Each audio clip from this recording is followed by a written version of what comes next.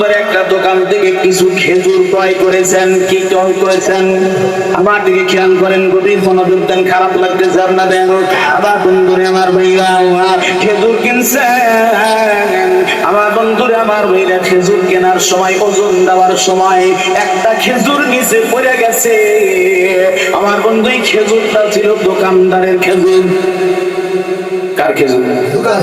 দোকানদারের খেজুর ছিল। আল্লাহর ওলি মনে করছেন ওনার খেজুর।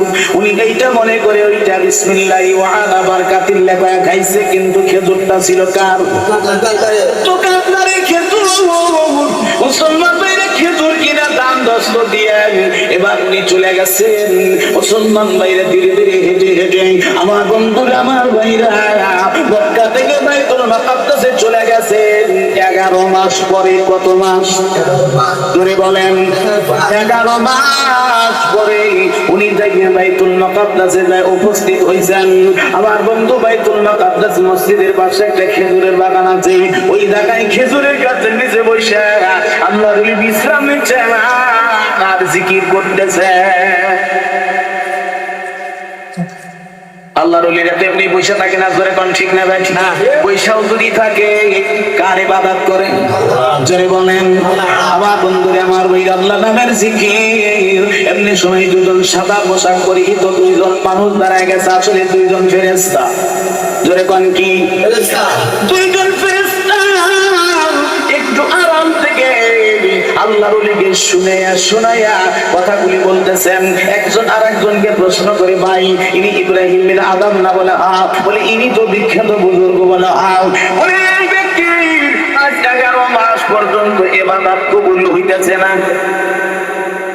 শোনায় বলতেছে 11 মাস যাবো ইবাদত আল্লাহর দরবারে কবুল হয় না। বলে কেন হয় না? ডাক্তার বলে 11 মাস আগে মক্কা নগরীর ভিতর থেকে একটা খেজুরের দোকান থেকে খেজুর কিনছিলেন। ওজন দেওয়ার সময় একটা খেজুর জমিনের মধ্যে পড়ে গেল। ওই খেজুরটা উনি নিজের মনে করে খাইছে, কিন্তু খেজুরটা ছিল দোকানদারের খেজুর। এই ব্যক্তির আমানতের খেয়ানত করার কারণে, তার মাল তার কাছ থেকে না কয়া খাওয়ার কারণে, এই খেজুর খাওয়ার কারণে তার ইবাদত কবুল হয় না 11 মাস। আমার বন্ধুরা আমার ভাইরা এই কথা যখন শুনছে আল্লাহর ওলি আর মানুষ নাই, হাইরে কি সর্বনাশ আমি করে ফেলেছি। একটা খেজুর মানুষের না খাইয়া আমানতের খেয়ানত করে আমি চলে আসি, আমার ইবাদত কবুল হয় না। আমার বন্ধু আর দেরি করে নাই, আমার বন্ধুরে খাওয়া দাওয়া বন্ধু করে মুসলমানরা দিছে দৌড়। আল্লাহর ওলি সেই রাস্তা আমার বন্ধু 11 মাস সেটি অতিক্রম করেছিল। ওই মাস 4 মাসে অতিক্রম করে আবার মক্কায় ফিরে আসছে। তাহলে কিভাবে আসছে আমার বন্ধুরা আমার ভাইরা? এবার মক্কা নগরীতে আসছে, যেই দোকান থেকে খেজুর কিনছিল ওই দোকানে গেছে, যাইয়া দেখতেছে যেই ব্যক্তির কাছ থেকে খেজুর ক্রয় করেছিল ওই ব্যক্তি দোকানে না, এই দোকানে একজন যুবক বসে আছে।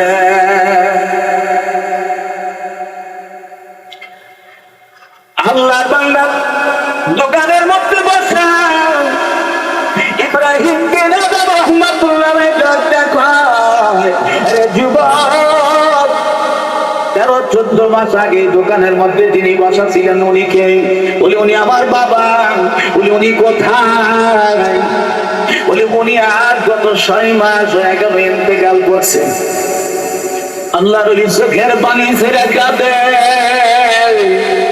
আরে যুবক, আমি 13-14 মাস আগে তোমার বাবার কাছ থেকে কিছু খেজুর ক্রয় করেছিলাম। ওই সময় ওজন দেওয়ার সময় একটা খেজুর জমিনে পড়ে গেছিল। আমি মনে করছিলাম আমার খেজুর, কিন্তু না, ওই খেজুরটা তোমার বাবার ছিল। আমি না করে খাইছি, আমার ইবাদত কবুল হয় না,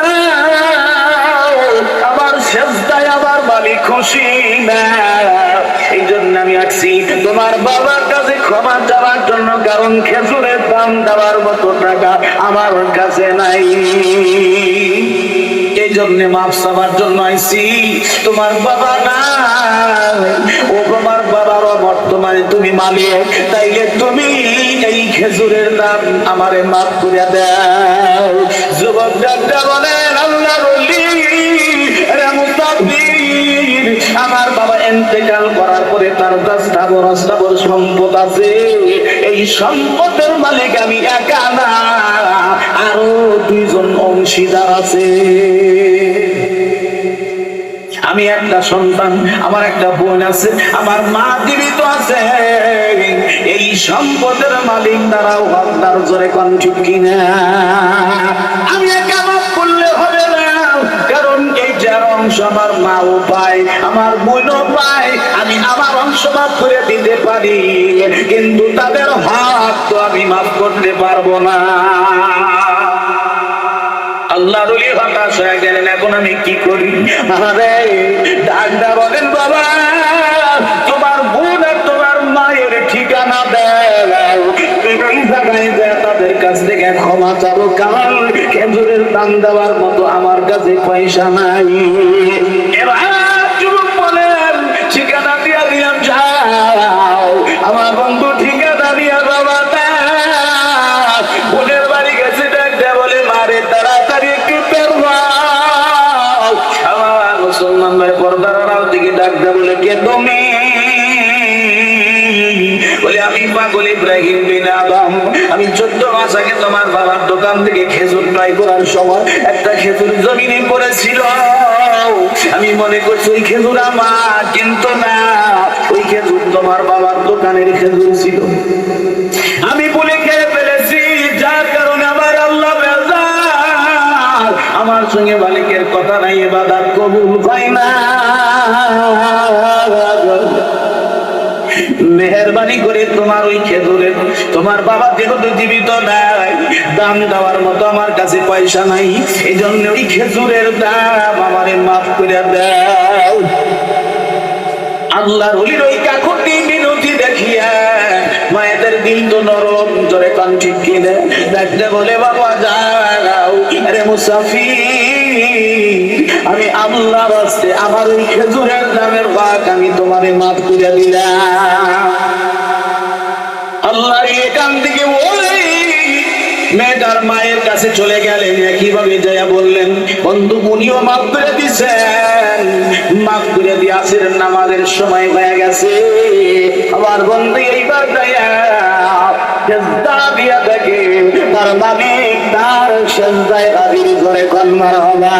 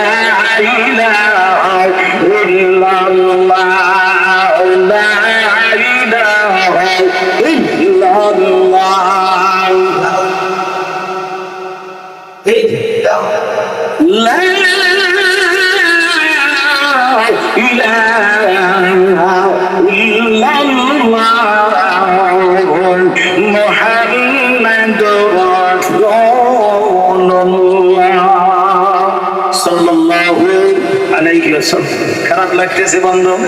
তোমার মুসলমান ভাইরা রে, আল্লাহর বিশ্বাসটাই পড়ে ডাকবে, আয় আল্লাহ আমি ভুল করছি, অন্যায় করছি, মালিক আমারে মাফ করে দেন, আর জীবনে কোনোদিনই ভুল হবে না।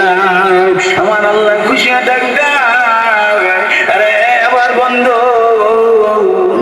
আমি তোমার সাজদা কবুল করে, তোমার অতীতের সব গুনাহ মাফ করে, তোমার সমস্ত আমলগুলি এক জায়গায় জমা করে তোমারে ওলি বানাইয়া দিলাম। এক জমানা সবতে বায়ুলিয়ার বেহতার সাদা সাদে তোআত বেরিয়া। এরকম একজন মানুষের সোহবতে যদি তুমি বসো, 100 বছরের বেরিয়ে নফল ইবাদতের সওয়াব আল্লাহ তোমার আমলনামায়